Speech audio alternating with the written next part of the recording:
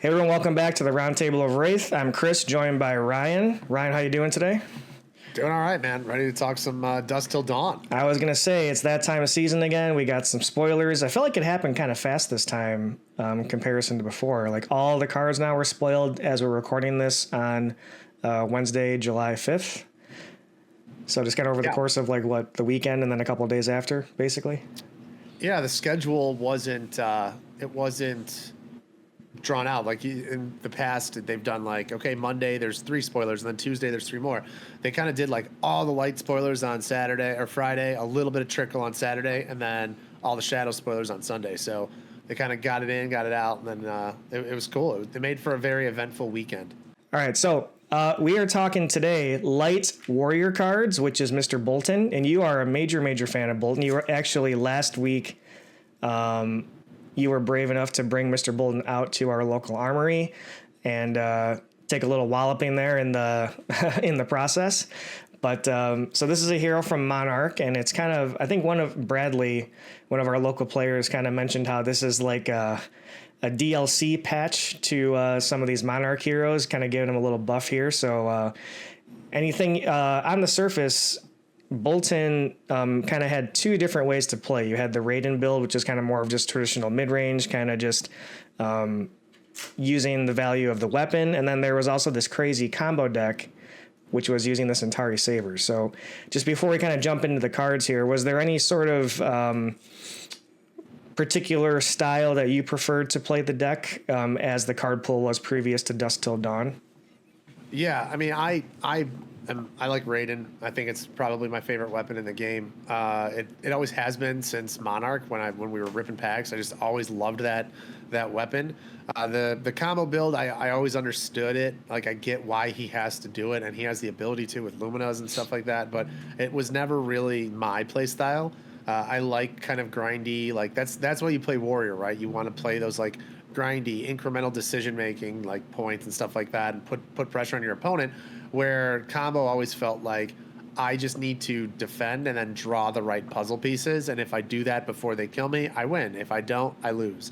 And so I'm very excited with what we were given this season, or what Bolton's getting in this set, and it's very refreshing as a Raiden truther. Definitely, I would agree. I feel like, too, now that we're just talking about it, perhaps the combo deck was kind of a product of the Raiden archetype just kind of being a little bit underpowered. So people then started to explore different avenues. Not to say that it wouldn't have come to the surface at some point, but, you know, if Lumina wasn't really getting the job, or Raiden wasn't really getting the job done in a top tier sense, then, you know, it kind of incentivized you to look other directions and, to try to exploit things in a different kind of way. That was always the frustrating part about Bolton, right? Is if you look at his actual Majestics from Monarch, you got Lumina Ascension, you got Beacon of Victory, you've got Bolting Blade. You have these high power cards. Lumina Ascension is one of the best cards in the game. Mm-hmm. But then you look at the rest of his suite, and it's a 0-for-2 attack that costs 2 cards because you have to charge his soul. And if they don't block, you don't get go again unless you have an attack reaction. So now it's a 3-card 5 that they don't really care about. And so you're so far behind unless you have a V of the Vanguard turn. But that, again, that takes setup. You need an arsenal because he's just so soul hungry. So that was always his problem. The power cards have always been there. And that's why I think that's what led to combo becoming a thing. It's people just sat down and been like, look, Lumina Ascension is busted. If we can trigger this off, that's great. But Raiden doesn't cut it because he's not as fast as Chain. He can't, I mean, he was decent against Prism, but then once Chain went away, then you all of a sudden have Phi comes out of nowhere, and the Rangers disrupt him, and any little piece of disruption or ice, he just folds. And so that was kind of his downfall, was he's not fast enough and doesn't output enough damage, and he's not efficient enough to keep up with the rest of the pool. Sure. Yeah, when you see the Lexi player with their 3 of a kind and they're shooting 15 arrows, and you're like, what's going on here? And then I got to pay, and to your point, then you got to play a 3-card 5 damage go again from the other side. So it's kind of a feel bad there. No more bullseye brace. That's true. All right, pour one out. That's true. All right, so the first card we're going to look at here is not specifically in the Light Warrior class, but it is just for the Warrior overall class itself, and it's a big legendary, and it's called Iron Song Versus, which is a arms piece. It's a 2-block temper, and it says once per turn action, 1 resource. Your next sword attack this turn gets, when this hits a hero, create a courage token. Go again. So to clarify what the courage token is, this is a brand new token introduced here in Dusk Till Dawn. And it says, when you play an attack action card or activate a weapon attack, destroy this and the attack gets +1 power. So any attack action or weapon, it's going to see both, either of those situations. It's not one or the other. It's both of the... Sorry, I was trying to find the Iron Song here. It's either of the attack action or weapons, and so this is pretty cool with Boltyn as far as turning on his, his claws to be able to get the reaction off as far as buffing the power for the attack. So, what are you thinking about this? Previously, we were playing what, Braveforge, or was there anything else you were playing in that slot? Not really. Gallantry Gold if you were playing combo, but a lot of times. Another problem with Boltyn too, which again didn't make sense, is he never had a piece of equipment that was his. Like he never had a specifically designed piece of equipment. You have Phantasmal Footsteps that came out in the same set for Illusionist that Prism loved, and then you had the Warrior equivalent was Valiant Dynamo, and it was Valiant's one of my favorite cards. It just never was really reliable enough in Boltyn, and so you're oftentimes running Snapdragons in the slot. Yeah.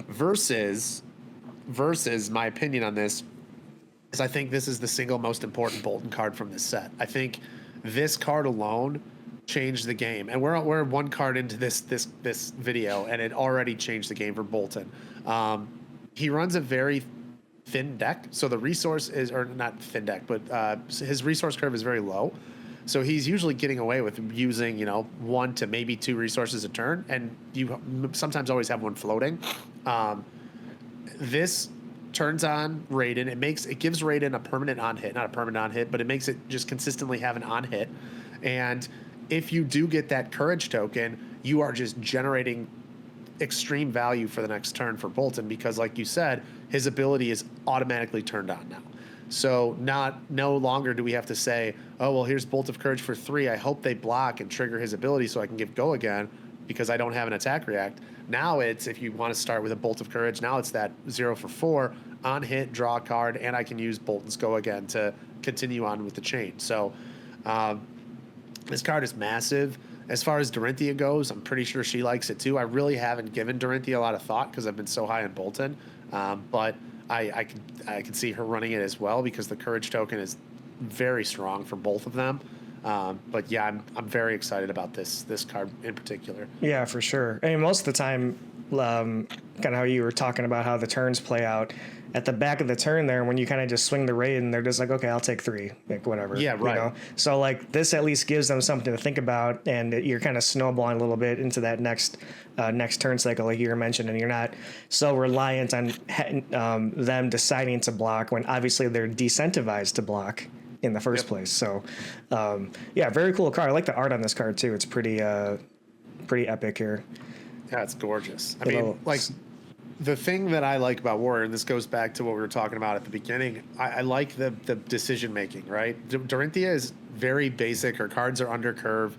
A lot of them are on curve, so she's not busted. But the good thing about Dorinthia is the snowball effect, and that she can make you, or she puts you in a decision pretty much every turn if you're playing a good Dorinthia player, where you don't know what the correct decision is.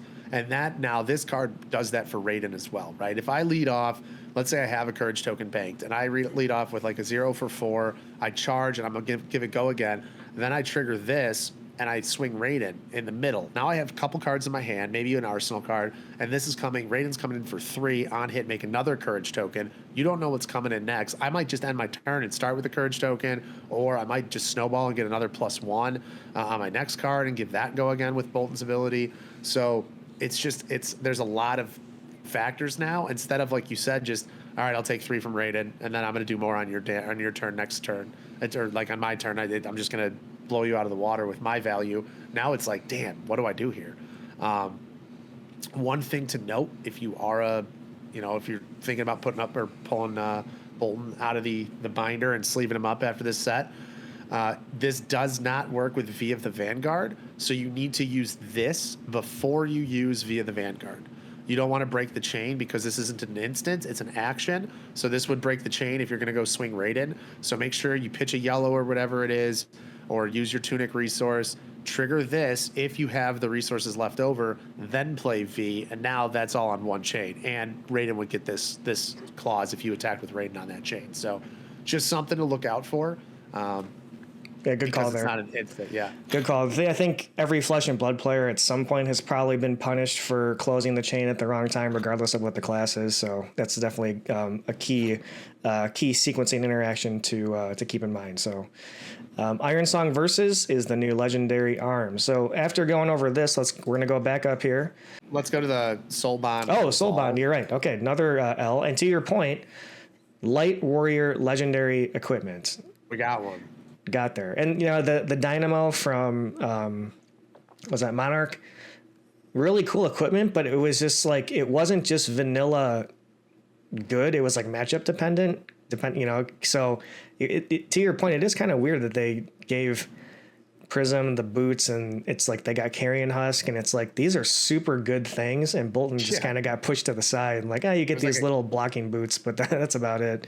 It's like a Kasai card, and it's it's great for Kasai, it's great for Axis Dory, but if you're talking about CC, that's not really viable. Yeah, no doubt. Well, maybe we'll see if we get here on the Soul Bond Resolve, which is a chess piece, legendary 2-block temper. When this defends, you may charge your hero's soul. Oh, man. The first time you would be dealt damage each turn. If you've charged this turn, prevent one of that damage. Pretty awesome stuff. So you can, quote-unquote, instant speed charge your soul on your opponent's turn when you decide to block with it for 2 temper, or if you want to send it again on the 1 to destroy it. And when you decide to block with it, you're also getting a Crown of Seeds pseudo type effect where then preventing 1 damage on the next source. So this is pretty sweet. This is a really cool type of interaction here, and a cool way to further get some cards into your soul, which, Bolton is very soul hungry. So it seems pretty cool. What are you thinking, Ryan? Yeah, the one downfall about this card is that it competes with Tunic, which I'm really at the point now. This is the first time I've ever thought this. I'm at the time, or at the point where LSS just decides to hang the Tunic up in the rafters. It just says, this is going to be an LL here. Yeah. Because if they do that, it opens up all of these other cards that just don't see as much play. And personally, I love this card. I think it's very good. This is going to be what I test before Tunic, because I already know how good Tunic is in a Bolton deck. But charging on your opponent's turn is great. There's a couple of payoffs that we got in this set, which we'll talk about in a second here. And it's a 5-block essentially, right? If I charge and there's a 3 attack coming at me, and I block with this, I block 2 and prevent the last damage. So it's very relevant. It blocks for up to 5, really, which is kind of crazy in terms of a chest equipment. And allowing that game plan of Bolton to kind of fast forward a little bit, where I'm charging on now both turns. Like maybe you just have an offhand or whatever, or you get Spirit of Irina. I can throw down Spirit of Irina on my opponent's turn now and turning Spirit into a 1-block essentially, right? Whereas in the past on the card it doesn't have a printed value, but you're turning it into a 1-block with this ability. So yeah, sure. I think this is super cool. I love this card. I think it's a great thing for us to have in the tank. At worst, it's a sideboard card for like more aggressive matchups, and at best, Tunic gets retired, and then this becomes our primary chess piece. Sure. At least like you said, it gives you at least something else to consider. At the very minimum, if Phi comes back, right? This is a good This is a good card against Phi. It's good into just certain decks off the top of my head.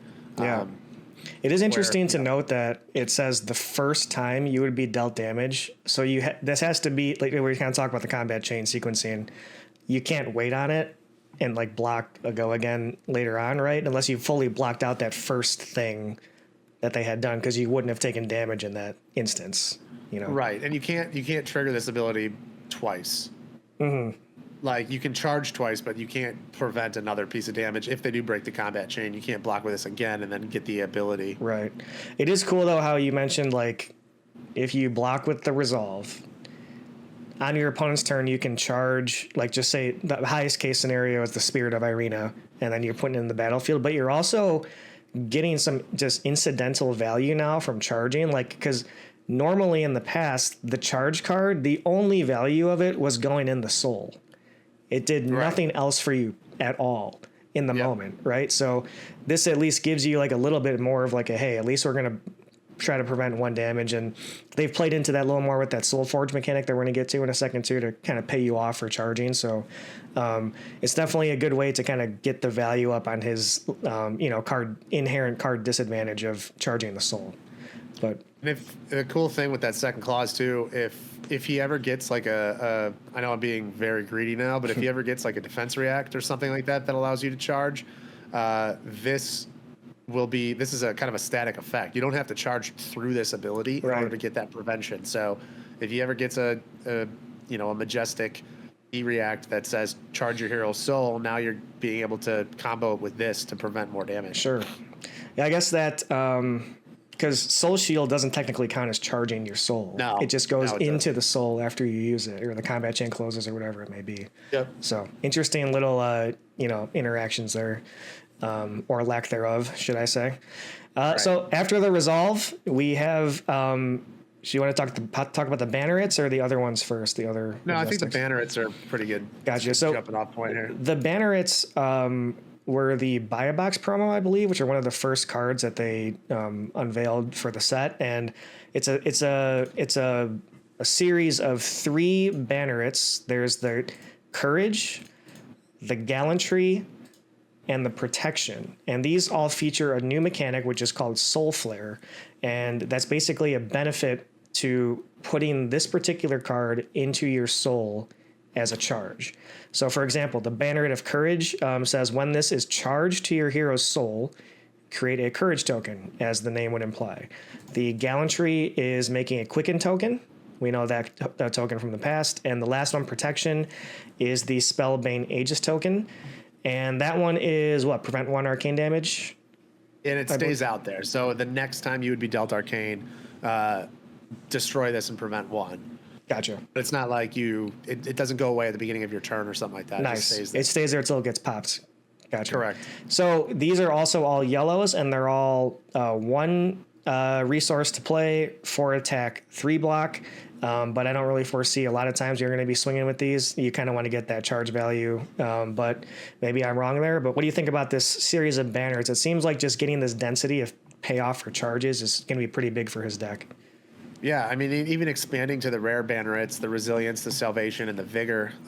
One of these are a little bit worse. One of them, when charged, the next action you defend with gets +1 defense. So that kind of works directly with the Soulbound Resolve. And then the Salvation gets you a health if you hit, and the Vigor gets you a resource if you hit. But the Majestic ones are definitely better because you don't have to rely on hitting in order to get that benefit. Courage and Gallantry, I think, are just mandatory. I can see you kind of tweaking the numbers a little bit and playing, maybe 3 of one and 1 of the other. I currently have 3 and 3, so 6 total copies in my deck. I need to see how the Quicken token feels, because top of my head, it might feel a little bit wasted. Yeah. But it also could save a soul. So like if I charge with my first attack and then get a Quicken, yeah, it sucks to give Quicken just a Raiden on my second swing, but I don't have to burn a soul now to go again and go wider, right? So I think those 2 in general are, really insane. The Courage token just being given to you for charging is crazy. Yeah. Because effectively, you're going to charge because you have to, because you're Bolton, but now you're getting +1 for this card. I don't know. It's insane. Yeah, I was going to say, if you can stack a Courage token and a Quicken token in the same go, I mean, that's living the dream right there. Yeah, you're crazy. Yeah. And then Protection, I actually like Protection. I like it as a sideboard card because of the Spellbane Aegis not going away. We've got Vincent, the Runeblade, coming out, who's going to deal with Rune Chants. And although, if she's doing 4 or 5 Rune Chants at the same time, it doesn't feel good to block one of them, but you don't want to pitch either because Bolton's so hand hungry. So this card kind of, although there's only 3 of them in your deck, it prevents 3 damage over the course of a game, which could be good. It's something, It's definitely better than nothing, in those situations. So I want to try this out as a sideboard card. But the other 2 I think are just absolutely fantastic. And then as far as the rares go, I'm not a big fan of any of the 3. I know that there's been talks of using Vigor because of the resource, but with Bolton, there's not many opportunities to spend 3 resources on a turn usually. Versus kind of changes that math a little bit, but I relying on having to hit 2 is kind of okay. Plus, there's just other spots that I'd rather have. So sure, I like it. I like Vigor. Salvation's not that good because you're only ever gaining 1 health a turn from it, and then Resilience just feels really awkward. Because you have to charge on your opponent's turn. But this is like the card you have to charge off of the chess piece to kind of do it on your opponent's turn, right? Yeah, right. The Resilience, yeah. And I guess I actually misspoke. I was talking about the buy box promos. The buy box promos are the rares, not the Majestics. I think the Majestics are extended arts from one of the tournaments coming up, like Baltimore, I think. Oh, okay. Oh, those are probably pretty spicy. Yeah, they're gonna be spicy. But I mean, to go back to Resolve, Soulbound, Resolve. I think it's really cool because you can charge a Banneret of Courage on your opponent's turn, and now you start off with a Courage token on your turn, or a Quicken. You know what I'm saying? Right. So it doesn't matter when this is charged, as long as it is charged. So these are pretty huge payoffs to blocking 3 with Resolve, and now starting with one of the power tokens that Bolton needs. That's actually pretty awesome. Yeah, because in this game, a lot of the times when it's your turn, you're kind of almost at full information about what they have potentially on as far as board stuff. So for you to be able to instant speed, quote unquote, on your opponent's turn, sneak in a Courage token, and I'm like, oh well, this is going to be a little different now on their turn. So it's some cool instant speed type stuff that normally Warriors don't really have a chance to do too much. All right. You want to go on to the Beckoning Light here? What are you thinking? Let's beckon. All right. Let's do it. Beckoning Light. Big 0-cost red Majestic. It is an attack action card. 3 power, 3 block. As an additional cost to play this, you may charge your hero's soul. Classic. And then it says, if a yellow card was charged this way, whenever an attack action card hits this combat chain, the entire chain, you may put an attack action card from your graveyard on top of your deck. So we have a little recursion here. I wouldn't say it's quite Codex of Frailty, but as far as the quote-unquote power level of card advantage there. But it does seem this is an awesome card, though, as far as just an option for Bolton, and it does last the entire chain. But you have to charge a yellow card as you play it. So am I kind of overestimating this, or what are you thinking here with the Beckoning Light? I do like the next one better. I think the next one is like one of the best cards in the deck now. But I think this is a good second option just because being able to recycle via the Vanguards or Spirits of War or whatever it needs to, or the Bannerets, their attack action. So if you want to charge something or you need a yellow to guarantee a charge, you can do that as well.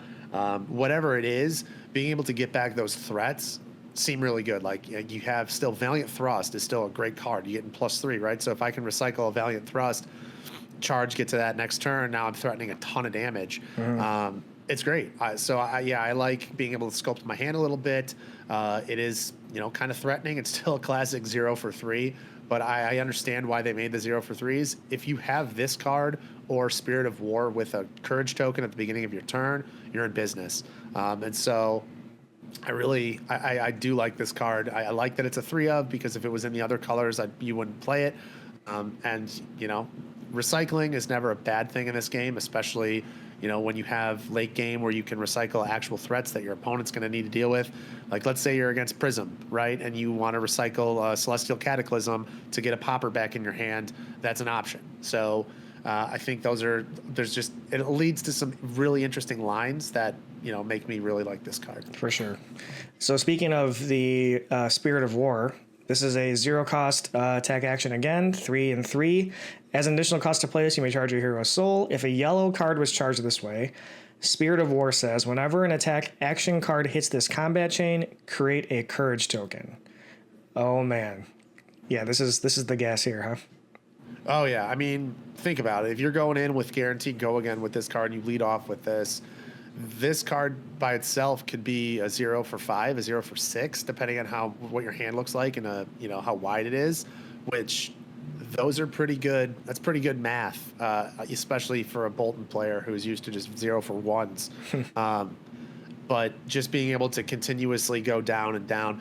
The one awkward part about this is, I mean, LSS has to do stuff like this to Bolton because it's Bolton. If a yellow card was charged this way, as specified on both of these cards, so I can't go like Spirit of War into just a regular Beckoning of Light. I would have to charge again in order to get both of those abilities. Right. You know what I'm saying? Right. So that's kind of a missed opportunity, I would say. But you're only running. There's only 6 of these in your deck, so the chances of you getting these in the same hand together with wanting to use them both, not really all that probable. I'm sure it'll come up, but yeah, Spirit of War is great. I think it's a very good card. I think it's probably one of the best attack action cards or starters in the deck now. It's interesting how they kind of nerfed the clause. Like it's not just if you've charged this turn. Like this if a thing yellow is card online. was charged, if a yellow card was charged this turn, Right. this It has to be for this particular instance of charging. because the other ones like all work. Like if I start with Spirit of War into like a take flight, you still have go again. Right. Because you've charged this turn. But these two, for whatever reason, say if you've charged this turn. Well, I guess it's a more powerful effect, so they kind of make it a little bit more specific, I suppose. I'm not complaining. I'm just happy to get what we got. Yeah, or beggars can't be choosers in this instance, or I guess can we be? It's hard. depends who you ask, I guess. So yeah. Codex of Frailty for other classes. We have to charge specific cards. Right. And you're also making the opponent discard a card when you sequence it the right way and you're not. Whatever, it's fine. It's not a big deal. It's fine. That card's okay. All right, Prayer of Bologna. This is a cool looking card. This is just an action card, so not an attack. It's a yellow, 1 cost, 3 block. Your next attack this turn gets +2 power. Reveal the top card of your deck. If it's yellow, put it into your hand. Then charge your hero's soul. Go again. So, top of my head, in the Monarch era Bolton deck, you guys weren't really playing too many pre-pumps from what I can recall. No. It was like Courageous Steel Hand. Courageous Steel Hand. Attack, react. Right. That's kind of it. And I guess Beacon of Victory counts, but no, obviously that's kind of a given. So it's interesting that this is a pre-pump, but it also gives you some pretty good value if you can hit the yellow. You're drawing a card plus getting a charge. So you're kind of getting a pseudo free charge of a card, quote unquote, plus the pump. But considering that these cards in the past, like I'm just thinking like say Seek Enlightenment or like, the pilgrimage cards or even like a Nimbalism, like all these sorts of things.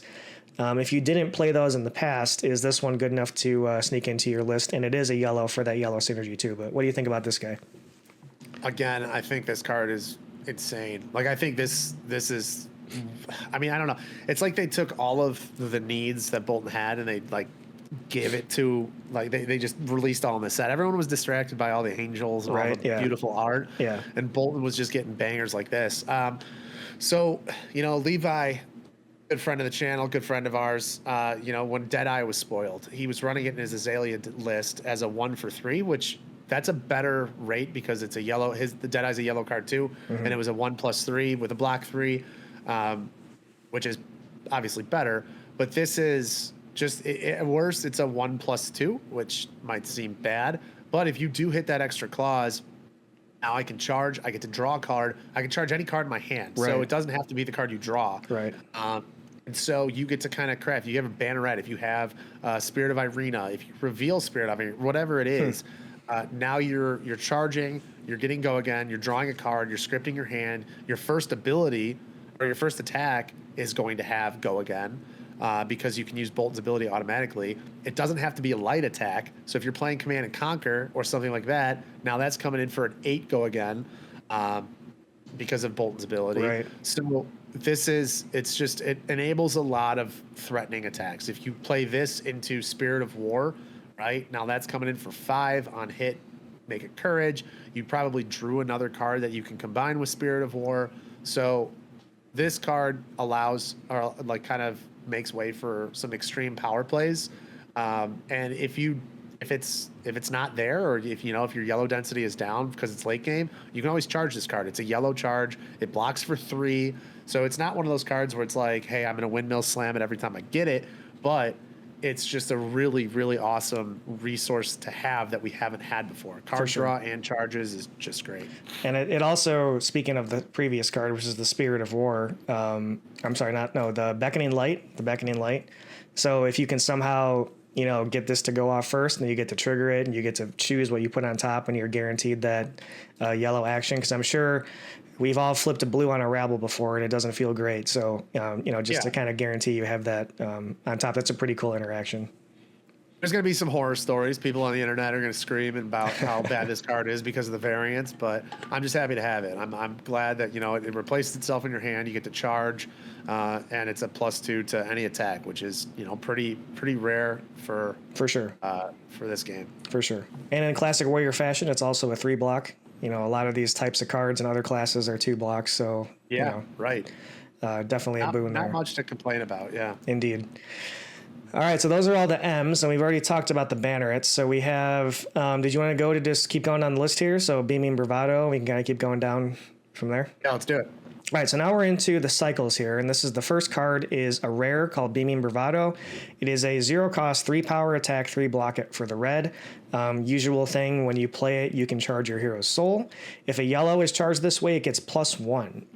So this is an automatic turn online for the attack reaction. So this one seems pretty good. What colors do you foresee are you going to be thinking about for this one? Definitely red. So you have to be careful now because of all these yellow clauses. So it's a little bit, you got to do some deck building a little bit. So you have to really cut down on the amount of reds you're running and make sure that they're worth it. And my opinion is this one would be worth it. Just because, it's a 0 for 4 with go again, essentially. Yeah. And so I like this. I like the yellow too. Even a 0 for 3, it's not as bad when you're able to go again and start going wider with these things. So I definitely run the red. I think the yellow definitely has a spot too. The deck that I currently have built does not run any blues, which might be incorrect. I just have to test, and see if ice comes back. Obviously, that's going to change too. But that's currently my setup right now is yellows and reds. I like it. All. I like the green. Get as greedy as possible out the gate and then adjust from there. I think is the good. Why not? Yeah. So after the Beaming Bravado, we have V for Valor. This is an interesting card. This is a cycle, red, yellow, blue. It's an aura, so it stays on the board. 2 defense on this one, and it has an attack reaction on an aura, and it says resource, pay 1 resource, destroy the aura, charge your soul, and target attack gets +3 power. So it's a telegraphed razor reflex that also charges your hero's soul simultaneously. I don't really know how to evaluate this card. You're going to have to use obviously an action point to get it down onto the table, but it is an instant speed, free charge, sneaky type if they don't block kind of thing we talked about before to turn on your whole situation with Bolton. But you would have a better evaluation of this than me. So what are you thinking about the V for Valor? This is the card I think that I'm most excited to, or most curious to test, and I would say most excited, just because I think this card can be busted given the right circumstance. It is slow, and Bolton rarely has the opportunity to take a turn off or to play this because he's so far usually behind the damage race, or at least he has to keep neck and neck. But fun thing about this card is it turns on Naked Raiden. So Raiden for 0 is one of my favorite meme plays in this game. But if you have another card in hand and you go Naked Raiden, I guess you would need 2 cards for the resource. You can then turn that 0, if they declare no blocks, now it becomes a 6 because you charge and give it +3. So even the yellow one, I think the yellow one might actually be sneaky better than the red one, just because the the damage isn't as important as the effect you're getting out of it. Right. And this thing, as soon as it hits the table, is one of the more threatening cards in the deck, because all of the time, this is like classic warrior, right? Your opponent has to be thinking of, well, if he pops this, now I'm taking. How much am I taking? How much damage is he going to be able to push? Right. Is he going to be able to go again? So this is a constant threat on the board that your opponent has to think about. Sure. The only concern now, this is probably the best turn 0 in the game, is getting this on the table. And so, yeah, I'm excited. If this was a 3 block, I think you run it at least 3 copies. But the fact that it's a 2 block and it's slow, definitely testing has to be done to see how it feels. But it is very like the idea. It is very intriguing that they made it a 2 block, which alludes to its power. You know, Right. They wouldn't make it a 2 if they didn't think it was good offensively. So, yeah, to your point, very interesting card. And if you can combine double V's on the same turn, there's got to be some achievement for that, right? V for Valor and then V of the Vanguard. Like, that's got to be something. You probably get like a, I don't know, free pack or something, something like that. LSS would give us a spoiler. Yeah, well, they give us a notice of an incoming spoiler in 2030. That's what would happen. Yeah. One of the things I do want to note about this is, I mean, if you have been playing Bolton, which I think there's like 4 of us in the world, but if you have been playing Bolton before this set, you run into those inevitable hands where you just don't have a charge card, and you get all these other things, especially with Banneret. Like, it will happen where you don't have a card to charge. This allows you to get out of that, right? You can just play a non-threat or like a regular attack, like a Banneret if you have to, and then charge to still turn on Raiden. So it's a little bit of a get out of jail free card or a security blanket, I should say, that we haven't really had. So definitely adds a little bit more value to the card if you were looking at it that way. That's a good point. It kind of solves the to refer to a different class, the classic Rune Blade or Ranger problem when you don't find the right piece and you're kind of just sitting there twiddling your thumbs. So good point there. Like that. All right, next we have the Glaring Impact. This is a 1-cost attack. The red is a 4. Additional cost to play this, you may charge your hero's soul. And again, some yellow synergy here.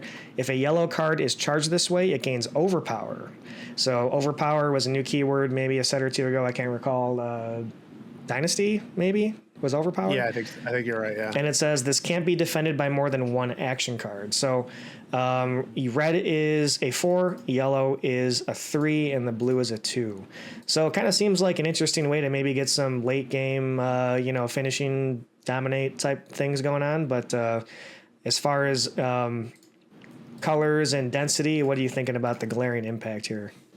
We were bound to get a bad card eventually. And this is it. This is a good draft card if you were drafting Bolton in a set, but this set's not draftable. Right.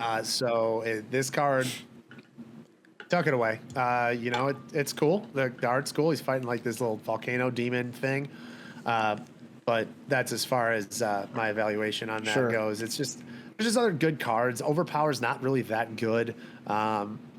You want them to block as Bolton, or you want go again in some sort of way. There's other finishers, like Beacon's just a better finisher than this. Cataclysm's a better finisher than this. This is just if this cost 0, I would think of it. If this cost 0, I would still be like, maybe not. Sure.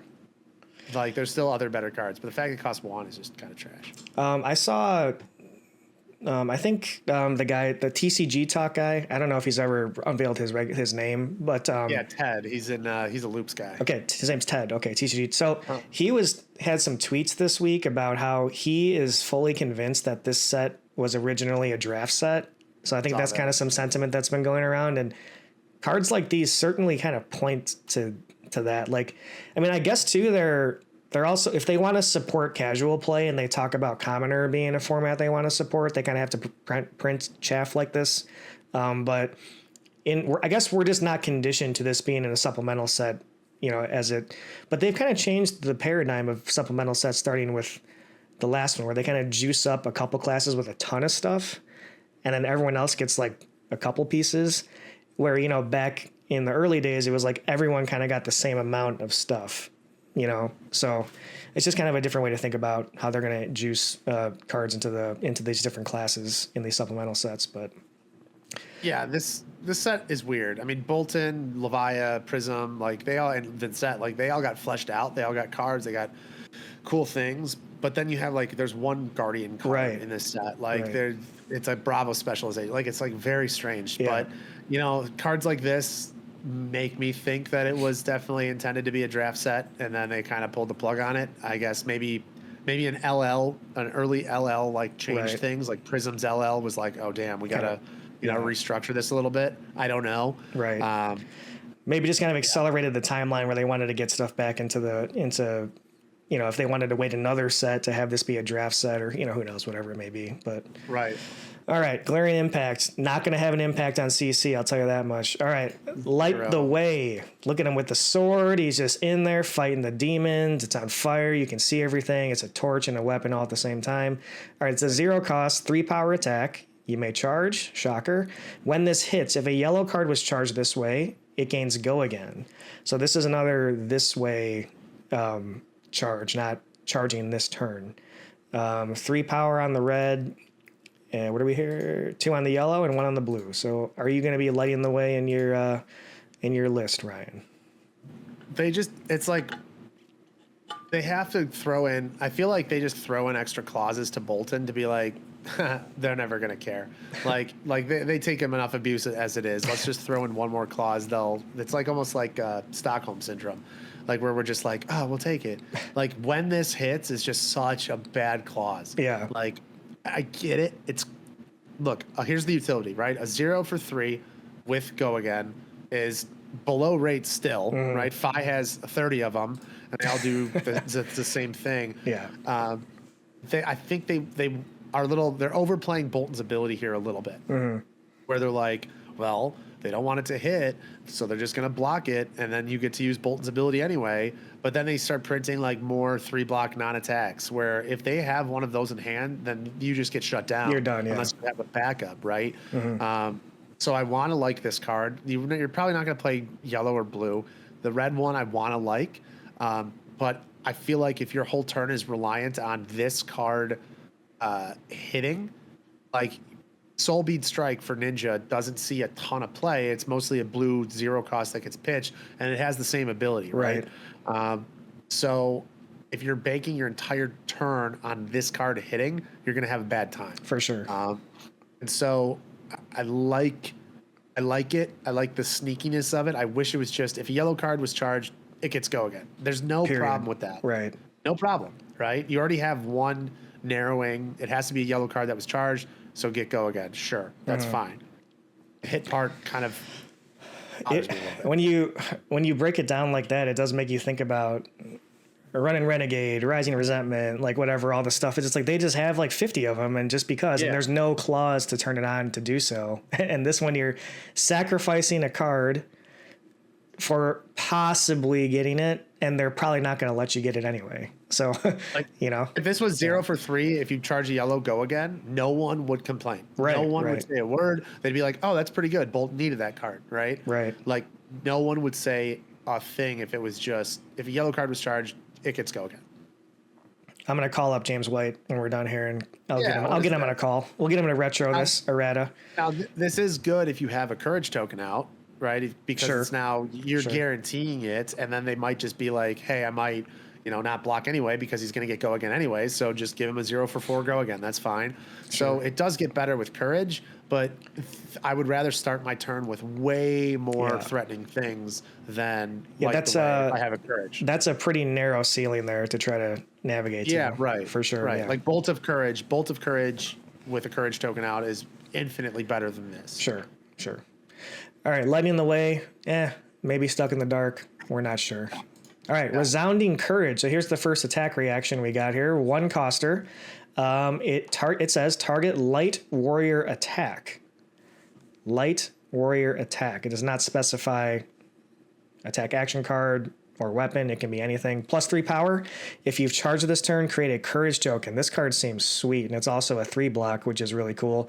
As we've talked about kind of a bunch in this video, 3 blocks for warrior on some cards that traditionally are more of a 2-block type. So at the least, it's a 3-block. But this is pretty cool. If you charge, make a courage token, and you're also getting that razor reflex And, in Bolton, it's even more important for getting the power up. But it is a 1-coster. So the yellow is a 2 and the blue is a 1. So what are you thinking about? Are you going to be trying to get this one in there, Ryan? Or is it kind of a little narrow? Or is it just what the doctor ordered? This card's crazy. Like, this card is one of the... I mean, it's a common, so we know power lies in the commons in Flesh and Blood. This is no exception to that because this card is nuts. 1 for 3, you're always going to usually have a resource lying around or you're going to have an ability to pitch. This is basically a 1 for 4 because of the courage token. I love that it's not, if this hits this turn, create a courage token. Like, look back at like the way compared to this, right? You just get the courage, and you're getting +3 on an attack. It's in the reaction step, so it's just better. Definitely playing the reds, probably playing some combination of yellows as well, because I think this card is that strong. So that's all I really have. I mean, here's an interesting thing too. If I was going to be playing blues of anything, I'd probably go to this first. Yeah. Like, I probably put 3 blues in here before I put in like blue. Like, it'd be like Take Flights and then blue Resounding Courage would be like my second blue choice because it's just very, very strong. Yeah, this is a great blue. This is a great blue for sure. Great blue. Yeah. No doubt. All right, Resounding Courage. And then the last common here is Charge of the Light Brigade. Look at this. You got the boys here, and we're just coming in. You better look out. So it's a Light Warrior action card, and it says the next attack you charge this turn gets +3. So kind of a pseudo nimblism type effect, but it is a 3-block. Red for +3, yellow for +2, and blue for +1. Ryan, what are you thinking about charging of the Light Brigade here? Probably not. You don't really care about the +3 or the +2 or the plus. Like, the fact that it's just plus is what you're looking for. Warrior, you kind of want hidden damage. That's why I like Resounding Courage better. And this does pretty much the same thing as a courage token does anyway. So I guess it's the same effect, right? You're getting the go again. You're getting the +1, and so you don't really necessarily want to be a card down in order to, like, you play this, then you charge a card. Now it's like a 3-card 6, right? That's versus like I could just I could just do a 2-card, and like Raiden obviously gets factored in, so it's like a 3-card 9, I should say, which again isn't great. But then I have other options later down that I would rather play. So, yeah, I like the card. I think it's a cool thing. It's very sharp and steely, but I just think that there are other cards or better cards that you need to play in order to clog your deck up with stuff like this. This kind of feels like if you're ever at like Thanksgiving and you got the spread out there and there's all the different sides and there's like one poor side that still has like everything left in the tray. And everything, it's like that's where this would be. It's like you see it out there, and it's like, it's a little tempting, but these things are just a little bit better. I'm gonna have this first. It got on the table. That's a great analogy. Like, it's on the table, like it's there. It's next to the turkey, but it's not the mashed potatoes. Exactly. It's that's a great analogy. So that is the end of the Light Warrior section, and there is a couple of the light cards you just want to touch on because they're pretty relevant for the Light Warrior class specifically. So which was the first one you wanted to take a peek at here? Lumina Lance. Lumina Lance. And it's so cool how they played off the Enlightened Strike thing with, the god up there in the clouds, and it's all the same stuff, but just in a different kind of way. So it's a Lumina Lance, 0-cost yellow attack reaction, 3-block. Look out. As an additional cost to play this, banish up to 3 cards from your hero's soul. Then you're going to choose that many modes. So if you banish 1 card from your soul, you choose only 1, and it goes up to 3. And then the different choices are target light attack gets +2 power. Target light attack gets, when this hits, draw a card. Target light attack gets, when this hits, it gets go again. This is some gas. I'll tell you what, this is pretty awesome. So I'm guessing, and it also says, light attack, so it can be on Raiden as well. So this is pretty sweet. Yeah.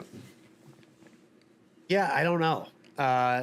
Is it too hefty of a soul chewer upper to kind of get in there, or what are you thinking? Yeah, like this card, when I first read it, I was like, oh my God, that card's absolutely insane. And then you start to kind of think about your game plan and things like that, right? Mm-hmm. Like, in order for this card to be good, you need to pretty much use 2 modes. You need to use the +2 because you don't really need to go again because you have cards that give go again. You also have Raiden's or Bolton's ability. So you never really have to have the go again and burn a soul for it because you're going to do it anyway and it doesn't have the hit clause. So you get the +2 and then you get the draw card. The draw card is very relevant. That's probably the best mode, at least for Bolton, is where he's concerned. Yeah. Okay. So that costs at least 2. If you're on a take flight, you have go again naturally. Otherwise, you have to burn on 3rd soul in order to give this go again. So how much are you really, doing? Mm-hmm. And we have cards like Beacon of Victory, which, that's a win con in the deck, and that needs soul. Usually you're beaconing for +1 and you're going to find a 0 cost or a 1 cost. But at the end of the game, when I can banish, 3, 4, 5 and give it +5, right? I would rather set up my beacon plays than my lance plays. Sure. Cataclysm needs 3. I would rather have the 0 for 7 go again because that gives you the reach to close games. It catches up games, or it gives you huge leads. So I would rather save my soul for both of those before this one. Yeah. So then you look at it as where does this fit? Like, do I really? It is a 0/3 block, and it's in the reaction step, so that's that's not nothing. It is yellow. We enjoy that color, but I just think like this could be like a 1 of, maybe a 2 of. I don't think you're ever running all 3 of these with Cataclysm and with Beacon. If someone told me, hey, I don't run Cataclysms in my deck, I'd run Lance and whatever instead, then I could see it, I guess. But in my opinion, in terms of the soul payoffs, right, you're going to have Beacon and Cataclysm, and this one is pretty significantly below 2 of those, in my opinion. That being said, I definitely think it's a solid card. It's an interesting card, and the Prism can run it too. I don't know if she will, but that's an interesting. She might like the go again a little bit more. I kind of. With obviously you have a lot of XP on Bolton, and you kind of get, at least for me, kind of from an outside perspective, I kind of got distracted by just all that sexy text at the bottom, but then you kind of forget that like a three from the soul is a lot. It's a lot. That's a lot, and to your point, the other cards are just a little bit more core and a little bit more reliable, I guess you could say, if that's the right word to use. But I do like how your idea of having like this be like a 1 of is like it's like a 4th copy of your Beacon of Victory, kind of to like go over the top. And at the least, it's kind of like, in some decks when they pitch a blue pummel and now you're like, oh man, this could happen at any moment, like that kind of thing. So it's just a little of those mind games, and just another, in some matchups, maybe if you want a little bit more density of things to go over the top, you could have 1 or 2 in your sideboard or whatever it may be. So I think I kind of like what you were talking about there. That makes a lot of sense to me. I will say this too. We have cards. So one of the things that isn't in the gallery yet that we know of is the Fable. So the Fable is Light of Soul. It's a yellow pitch. I hate to say this, but I think it's, as close to mandatory for Bolton as a Fable has been. Maybe aside from Kano and I have Ophidia. What is that one? What does it do? I forgot what it says. So it's a yellow gem. It's a light gem, and it's when you pitch this card, reveal the top of your deck. If it's a yellow card, you may put it in your soul. Now, you're not charging, but you may put it in your soul. Gotcha. You don't have to do it either. So if it's like a Via the Vanguard and you'd rather just draw it, or like a Lumina Ascension, you can just leave it on top of your deck. Okay, so we have ways between Spirit, Prayer for Bologna, and things like that, where and plus the legendary chess piece, the Soulbound Resolve, we have a way to kind of turbo our soul a little bit. So we might find ourselves in situations where we have 5, 6 soul consistently, or like kind of early, where you're not necessarily beaconing for the whole thing yet because you're not out of kill range, or you're not in kill range yet, but you do want payoffs of some sort, where you can play Cataclysm or you can play this. Now that's where it gets good. So if we find ourselves with, just an abundance of soul, then it only makes sense to add more of these payoffs into your deck. But that's just something you have to we'll see after some time. Yeah. Right. Got to feel it. Yeah. You got to see what the Fable feels like. First glance, like I said, I think it's mandatory. I have seen other opinions about it. Like people think it's solid, I think they're kind of talking themselves out of having to buy a Fable. But in my opinion, looking at it, and that only helps that card only makes this card better. Sure. Gotcha. Yeah. Lumina Lance. So, maybe low floor, possibly high ceiling, depending on how the soul density works out in the deck. I guess we'll see as we go through some reps here.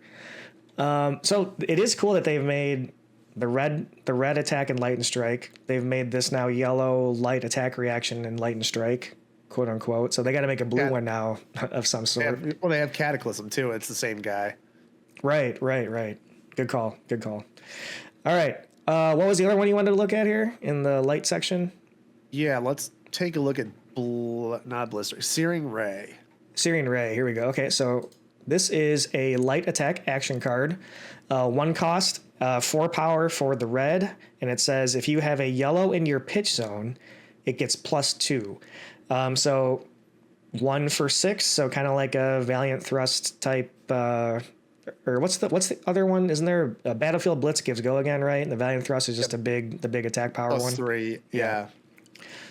So what are you going to be? Is this what is the Valiant Thrust clause? Is that if you've charged this turn? If you've charged, you get the +3. Gotcha. So this is like basically a better 2-card hand where you can just pitch a yellow and have a 1 for 6 essentially.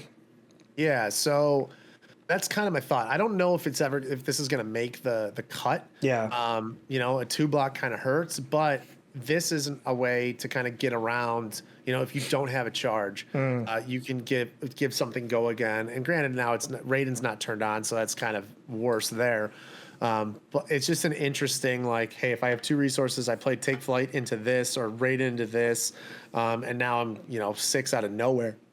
It's pretty good. So it's an interesting payoff. I don't think any of the other light cards, including the Majestics, are worth it really.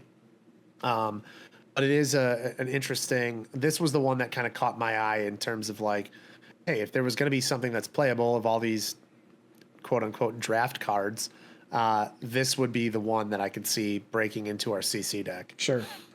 Yeah, it definitely makes sense. And it's just a cheap, efficient attack, So yeah.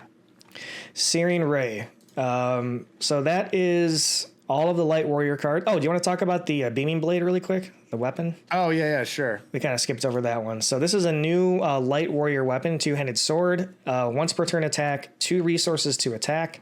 If a yellow card has been put into your hero's soul this turn, it gets +5 power. So if you've charged a yellow, it's a 2 resource for a 5 power. Don't have to charge. Oh, I'm sorry. Put it into your hero's soul. Yes, good call. So, and this differs from Raiden, because Raiden is is that a charge clause as well, or am I misremembering? Yeah, Raiden's a charge clause. Okay, gotcha. So what do you think about this in comparison to Raiden? Is there any argument for this? I mean, Raiden is free, so, right? I mean, Raiden is superior, I think, by a long ways. However, I do think that there is a Beaming Blade deck that exists. If you would completely have to change the complexion of the deck. You have to probably run a lot more blues. You might run Vestige of Soul as your chess piece to kind of bank some resources. So this is it's an interesting card. In my opinion, like I said, I think Raiden is far superior, especially with the way that I like to build the deck. Or Bolton, I'm very small resource curve, so paying something for 2 resources is a little bit too pricey for me. But it is a nice +5. I do like that it's, I think a Beaming Blade deck probably exists. But I think first at the forefront, Raiden is probably going to be the number 1 option if you're going sword-wise. Sure. Makes sense to me. So I guess in closing here, for me, it's pretty exciting that, in the beginning, we were talking about how to this point, the only Bolton deck that's really at least seen some sort of highlighted success is the combo style deck. And all of these cards are just going away from that archetype and are just kind of, they're making the Raiden build more desirable and giving you some more toys to play with, which is really, really cool, in my opinion. Yeah, I agree. I think, they fixed a lot of what Bolton was going on. Who knew it was just going to be a token, right? A token ends up fixing, a lot of problems that Bolton had. But 2 pieces of armor that block very well, that do extremely relevant things, and then a bunch of cards that, have some pretty nasty on hits that are going to force your opponent into some bad spots. And so, I'm not here to say that Bolton is going to be, he's not like when we got Lexi and Azalea cards last set. It wasn't like, oh, Lexi's going to be the top deck for sure, and now she is. But I think Bolton's like he's in the game now. He's got his foot in the door. He's going to be able to play. He's going to be a player, which is in flesh and blood. That's really all you want. Now you get to grind a deck that has some matchups or learn your matchups. You have play into some into some decks, and then you just get to make some cards. Whereas before it was like, he's good, but he's like Levia. He's just got too many clauses that are against him that make him impossible to play competitively because, yes, he's good to play or he's fun and people win with him. But then you look at like all these other decks and the things that they get to do for, one resource or their hero ability where Bolton's jumping through all these hoops. Right. So now I think that is, the gap is a little bit closer than what we've been used to, and I think he does have play into the game now, which is and it's also pretty crazy that there's so many cards now that are gonna. It's basically a brand new deck. I mean, and then it's kind of obvious to say, but they had to improve the quality of the cards to make him at least viable. As not to say he wasn't viable from more of a casual perspective, but as far as these top tables at callings or RTNs or whatever, clearly the Light Warrior was not seeing the light in any of those types of events. So in your experience just from brewing your deck, would you have an estimation of how much percent of this set is now encompassing your build in comparison to just the the Monarch stuff? Yeah, I actually have my deck right here. So trying this jank like Crown of Dominion cash-in deck right now. Oh, sweet. We'll see how that goes. But let's see. Of the reds, you have Beaming Bravado, which is new, Beckoning Light, which is new, Resounding Courage, which is new, Spirit of War, which is new. So out of those, I have 12 new reds out of a total of 21 reds. Then my yellows, I have 1, 2, 3, 4. So 4 of the brand new yellows. Plus I got Lumina Lance in there. I got protection in my sideboard as well. The equipment suite is including both Soulbound Resolve and Iron Song Versus. So I would say a very large percentage of the deck is completely brand new. Yeah. And as it should be, I suppose, but that's pretty more cool. than half. Yeah. More than half, yeah. So if you've been sticking with us this whole time, appreciate everybody watching. This is the Light Warrior Hot Takes. Hopefully Ryan and Roscoe and I can keep firing these off here throughout the week. We're talking about the other classes, Levia, Vincent, and Prism, obviously. But Ryan, any closing thoughts here about the Breaker of Dawn before we get out of here? No, it's a good time to be a Light Warrior player. It's a good time to be a Bolton fan. So if you guys are building him or you guys are interested in him, I'll probably have some, once I get my hands on the physical cards, I'll probably make some deck techs and post some stuff on the video or on the channel. So feel free to share your thoughts and let us know what you guys think about these new cards because I'm excited and I'm hoping you guys are as well. Yeah, we got a Road to Nationals coming up. The or not that, what's it called? Battle Hardened, Chicago. Battle Hardened, yeah. And that's the first week after release. So are you a bad enough dude? Are you going to send it in there at the BH week 2, I guess, of release? I would say I'm 95% confident if I can get the cards. So, min-max they usually hook it up. So if I can get my hands on the physical cards by then yes, I will be bringing Bolton. Love it. It's going to be awesome. I'm thinking about just sending one of these heroes too, just for the heck of it. Why not? Right. Brody's going to win anyway. Yeah. What does it matter? Yeah. What are we doing? All right, everyone. Thanks for watching. This has been Chris and Ryan with the Roundtable. Until next time, take it easy. Take care. We'll see you later. See you guys.